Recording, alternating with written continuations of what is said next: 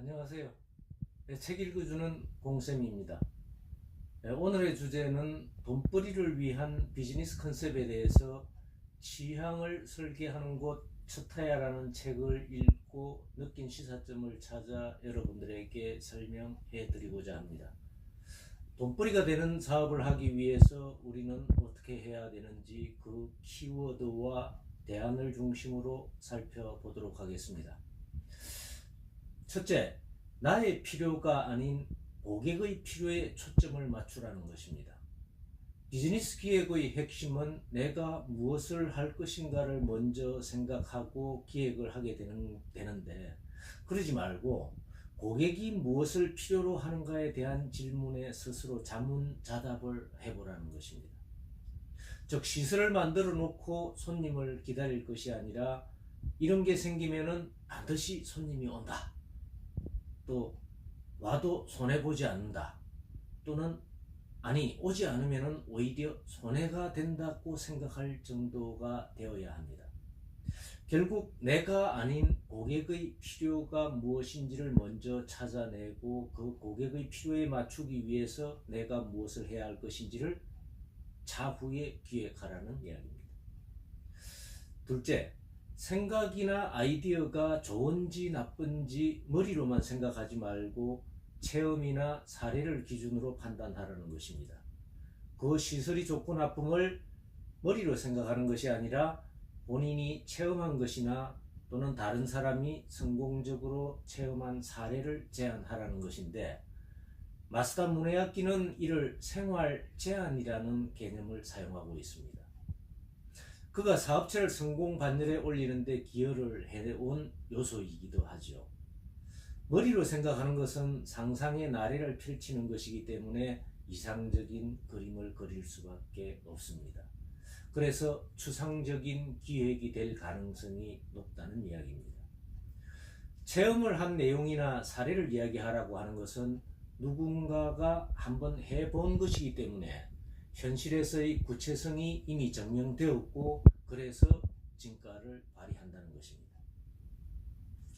이곳이 오지 않으면 손해를 본다고 생각할 정도의 기획을 한다는 것은 1cm 단위의 기획안을 차곡차곡 쌓아 올리지 않으면 고객이 일부러 찾아주는 그런 매력적인 공간이 될 수 없다는 말입니다. 머릿속의 아이디어가 머리로만 그칠 것이 아니라 나의 손발과 같이 움직일 수 있는 구체적인 사례로 연결되어야 한다는 것입니다. 셋째, 상품 판매에 관한 원칙입니다.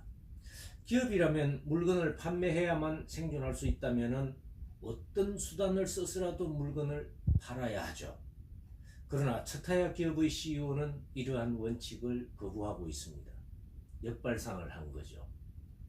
어떤 수단을 써서라도 상품을 팔 것이 아니라 고객에게 도움이 되는 상품을 팔라고 사원들에게 교육을 하고 있습니다. 어떤 수단을 써서 판매를 한 물건은 오래 지속될 수 없는 일회용 판매가 될 가능성이 높기 때문입니다. 예전의 마케팅이나 판매 전략으로 보면은 수단 방법을 가리지 않고 물건 파는 일에만 집중을 해온 전문가들이 각광을 받았지만은, 지금은 고객에게 도움이 되는지 아닌지를 먼저 따져보고 그 이후에 물건을 팔라고 권유하고 있습니다. 넷째, 단순한 돈벌이가 아닌 가치의 바탕을 두고 일을 하라고 권유하고 있습니다. 누가 시켜서 억지로 하는 것을 우리는 노동이라고 하고, 자신이 스스로 해야 할 일을 찾아서 하는 것을 일을 한다라는 용어를 사용하고 있습니다. 여러분은 지금 노동을 하고 계신가요? 아니면 일을 하고 계신가요? 한번 생각해 보시기 바랍니다. 돈벌이만으로 일에 임하게 되면 억지로 일하는 노동이 되어서 몸과 마음을 힘들게 하지만, 비전이나 목적의 바탕을 둔 가치 있는 일은 노동이 아닌 일이 되기에 힘도 적게 들고 일도 즐겁게 할 수 있습니다. 그렇다면 여러분 지금 하고 계시는 일에 어떤 가치를 부여하고 있는지 한번 좀 생각해 보시기 바랍니다.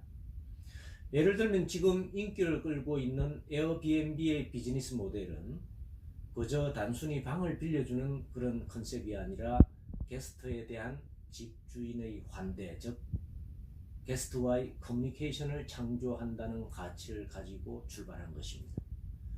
그래서 오늘날 전 세계 200만 실 이상의 숙소와 8천만 명 이상이 이용하는 세계 최대의 홈쉐어링 회사가 된 비결이기도 하지요. 다섯째, 주변에 있는 분야의 전문가를 적극 활용하라는 것입니다. 아마추어 골프가 아무리 열심히 그리고 완벽하게 스윙을 하려고 해도 프로가 적당히 친 공에는 도저히 따라가지 못합니다. 프로가 적당히 치고 힘을 빼고 쳐도 아마추어보다 훨씬 멀리 공을 날릴 수 있는 것과 마찬가지 일입니다. 내가 아무리 열심히 기획하고 아이디어를 낸다고 해도 이 분야에서 몇십 년을 근무해온 전문가를 따라잡기에는 한계가 있을 것입니다. 다른 사람이 3년 걸려서 성공을 한 노하우가 있다고 한다면 나도 3년을 걸려서 그것을 그대로 따라할 것이 아니라 일주일 또는 1개월 만에 익힐 수 있는 마이크로러닝을 시도해 보라는 이야기입니다. 마이크로러닝은 입시학원의 쪽집게방과 같이 다른 사람이 성공한 사례를 10분의 1 정도의 기간만 걸려서 빨리 익히는 것을 속성학습 또는 마이크로러닝이라고 합니다. 성공한 사람에게 직접 성공과 실패 사례를 단기간에 듣고 배우는 것을 속성 멘토링 또는 마이크로 멘토링이라고도 합니다. 이제 여러분은 속성 학습과 속성 멘토링의 기법을 익혀서 예전의 사람들이 해왔던 시간보다도 10분의 1 정도의 기간을 단축해야만 앞으로 살아남을 수 있다는 이야기입니다. 자, 그러면 정리를 한번 해보시지요. 돈벌이를 위한 비즈니스의 컨셉은 첫째, 나의 필요가 아닌 고객의 필요에 초점을 맞출 것. 둘째, 생각이나 아이디어의 판단 기준은 머리가 아닌 체험이나 사례를 중심으로 할 것. 셋째, 판매 기법이나 판매 수단보다 고객에게 도움이 되는지 아닌지를 판단 기준으로 할 것. 넷째, 돈벌이만이 아닌 지금 하고 있는 일에 나의 가치와 사회적인 가치를 부여할 것. 다섯째, 속성 학습과 속성 멘토링 방법을 익힐 것 등입니다. 다른 대안은 여러분이 대부분 이해할 수 있는 내용이긴 하지만 다섯 번째의 속성 학습과 속성 멘토링에 대해서는 이후의 시간에 따로 주제를 잡아서 구체적으로 설명드리는 시간을 갖도록 하겠습니다. 긴 시간 들어주셔서 감사합니다. 책 읽어주는 공심이었습니다.